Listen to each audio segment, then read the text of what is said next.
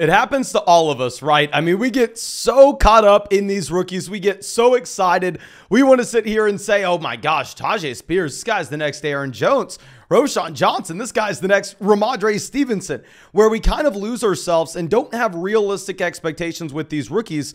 So in this video, what I want to do is I want to not only finalize our rookie running back grades, our rookie running back scores to compare these guys next to each other and come up with a concrete set of rankings, but I also want to look at these players historically, right? I mean, we've tracked these running back scores all the way back until 2014. We've proven that our model is significantly more predictive than historical Dynasty ADP, and I want to see not only where these guys rank, but what some realistic expectations are for not only their rookie seasons, but for their entire NFL careers.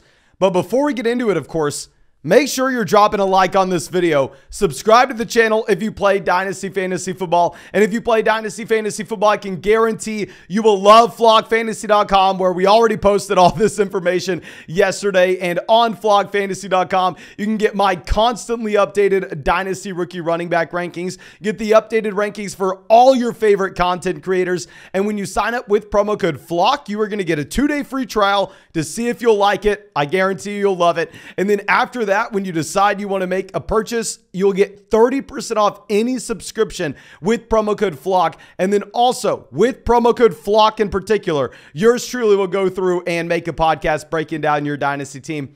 But I think that should be about it. And let's go in order here, right? So Bijan Robinson officially scores a 28 in our model, which, I mean, you have no idea what that means. So what is a 28? Well, what I want to do is not only look at every running back who scored a 28 since 2014, there aren't many of them, but also look at the running backs that have been close. So with Bijan Robinson, the running backs that have been close to him with final prospect scores are going to be at 27, Ezekiel Elliott. Okay, yeah, Bijan turns into Zeke. I'll be very happy.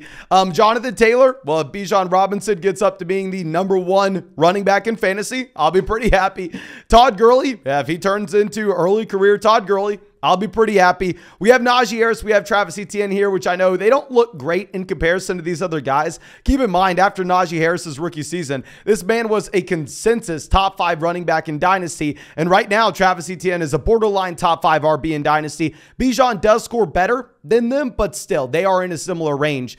28, we have Leonard Fournette. Now, with Leonard Fournette, I understand the thought process here, going, oh my gosh, Mason, Leonard Fournette's not that good. Guys, you have to remember who Leonard Fournette was coming out of LSU. I mean, Leonard Fournette was a running back that was drafted inside the top 5 picks of the NFL draft for a reason. I mean, the man weighed 228 pounds. He was a phenomenal pass catcher at LSU. He runs a 4.51. Leonard Fournette was a very good prospect. Okay, Bijan, I would say, is probably a little better, but in a very similar range there. And then Saquon Barkley is the only running back that we have ever graded since 2014 to have scored higher than Bijan Robinson in our prospect model. So what this tells me is it is okay to have Bijan Robinson as your running back 1 in Dynasty. Not only is it okay, I am doing it myself, not my running back 1 in our rookie rankings, our #1 running back overall. There is not a single bust on this list. We have some dark green guys indicating the massive hits. We have some lighter green guys saying, yeah, I mean, they are good in fantasy, but they're not the #1 guy overall. So you really don't have much downside with Bijan Robinson, if we're going to be honest. So I'm completely fine ranking him at 1. Now, going down to our next running back, this will be where it becomes a different story, because not every prospect can be a can't miss player, right? I mean, every one of these guys will have some downside associated with their profile. Jahmyr Gibbs scores a 24. This is higher than we initially thought he would be, because he goes higher in the NFL draft than we were initially expecting.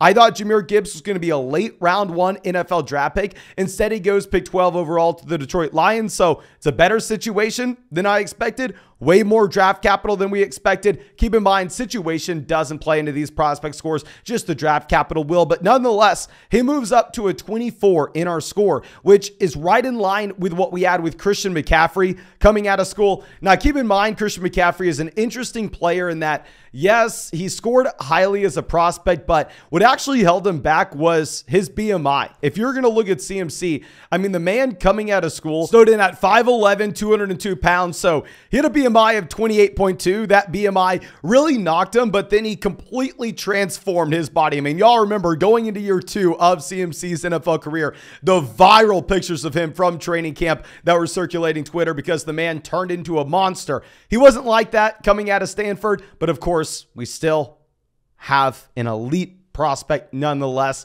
And if we were looking at the other players in this range, you had DeAndre Swift, 25. With Swift, I mean, at one point, he was a top 3 overall running back in Dynasty. Of course, it hasn't turned out too good since then.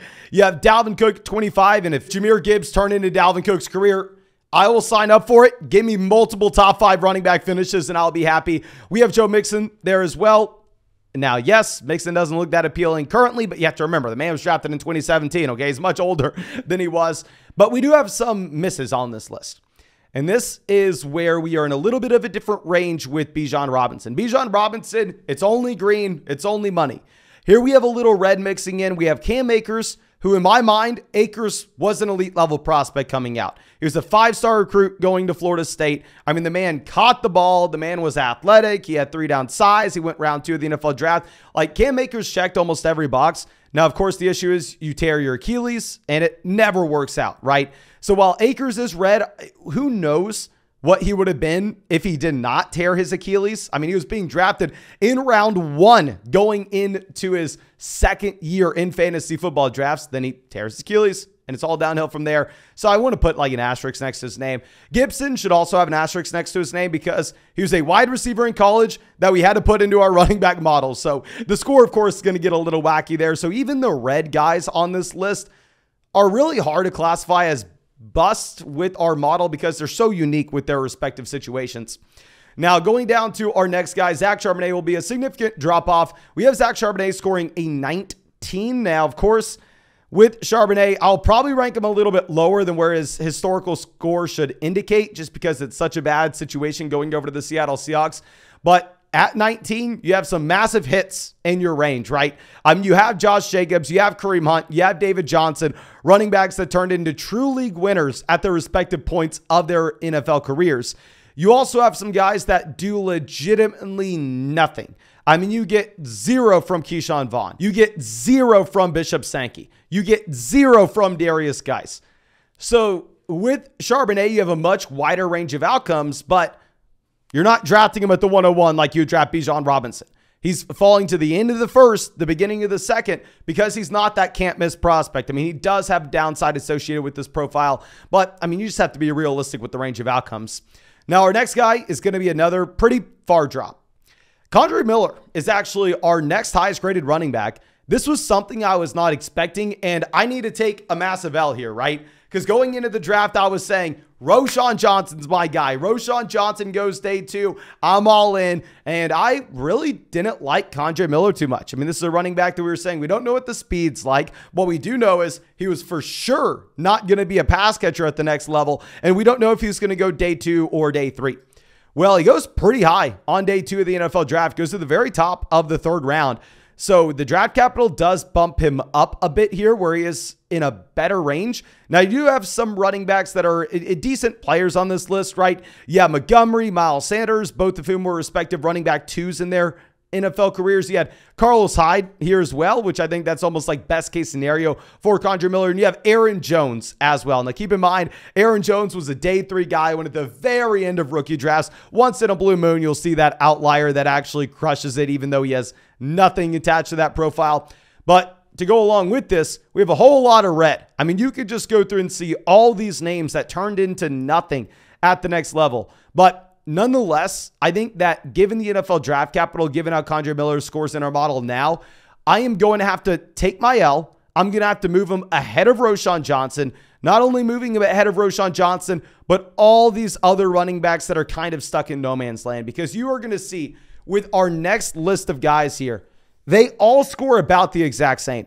And this is what we've been talking about all offseason, where y'all know before the NFL draft, I spent very little time giving in-depth analysis on how we should be ranking Izzy, Bigsby, Spears, Brown, A-Chain, Roschon, just because all these guys looked so similar to each other. We are waiting for the NFL draft capital. We are waiting to see which guy was maybe going to pop from this list. It ended up being Kendre Miller. And we were also waiting to see the exact landing spots that we have from these guys. Well, all of them score almost identical in our model. Now, I do want to put a little caveat here that I think with Roschon Johnson, I stand by him most likely getting a discount because he had to play alongside Bijan Robinson, because he did go to college as a quarterback. I think you have to put an asterisk on his score, and I'm going to give him the benefit of the doubt, and I'm probably going to move him near the top of this list. But when you are much lower than Kendre Miller, like when Kendre Miller is 16 and you're down here at 12, I can't give you such a benefit of the doubt to move you all the way up ahead of Kendre. But nonetheless, if we are looking at this entire list here, you have one guy that really hit to give you a league-winning season in fantasy football. That one player in this entire list was Ramondre Stevenson. I am not sitting here to say that none of these running backs will work out. I'm not sitting here trying to say that none of these guys will be good at the next level. But I am trying to say that do not put all your eggs in one basket. I think the probability that any one of these individual backs ever would turn into a top 12 guy is extremely low if you're trying to choose that player in particular, right? Like if you came up and said, Mason, I'll bet you $100 Roschon Johnson is a top 12 running back in fantasy at one point of his NFL career, I would bet any amount of money that he's not. I would bet any amount of money that Tyjae Spears isn't. I'd bet any amount of money that A-Chain isn't. I'd bet any amount of money that Bigsby isn't. But even if they're bad bets individually, we could still see 1 to 2 guys from this entire group working out and maybe turning into Marlon Mack, maybe turning into Ramondre Stevenson and actually giving you a league-winning season or two. The issue is figuring out which of those players will it be. I'm not confident with my ability to do so. If I were to bet, if I had to put my money on one guy, it would either be Roschon Johnson or Devon A-Chain, but at the same time, I don't know how excited we can be about that bet in general. I'd probably rather just go ahead and sell our second round rookie picks if we still can, but you're going to have a hard time doing so. Now, going over to the next list of players that are on our list. Yeah, these guys have no shot, right? The running backs that score an 11 or lower include Dwayne McBride, Kenny McIntosh, Eric Gray, Deuce Vaughn, and Zach Evans. These were players that were not exciting going into the NFL draft. And now that we have confirmation with NFL draft capital, do not waste your time. Do not waste chasing these running backs. We've had 30 running backs since 2014 that were drafted in Dynasty rookie drafts that have scored in 11 or lower. So in the same range as these guys. Out of those 30 backs, one of them, that's about 3%, turned into a league winner. That one guy, James Conner.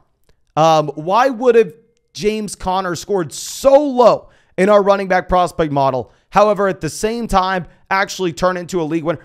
It probably is because the man had cancer in college, which of course is going to skew every number, especially through the pre-draft process. So he is the outlier of all outliers. Just because we had one guy who overcame cancer that was able to break the model doesn't mean you should assume that Zach Evans is able to, right? So if you have Zach Evans and you could trade him for a 2024 second round pick, go ahead, go make that move right this second. Now, I did leave off one running back from this list, and I have to be honest with you. I left off Sean Tucker because if we look at Sean Tucker, the man checks almost every single box. The man is a phenomenal prospect outside of NFL draft capital. I mean, if we're going to go through and look at this, Sean Tucker was a track star, an elite level athlete.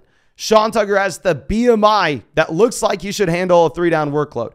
He was a phenomenal pass catcher in college. He is extremely young.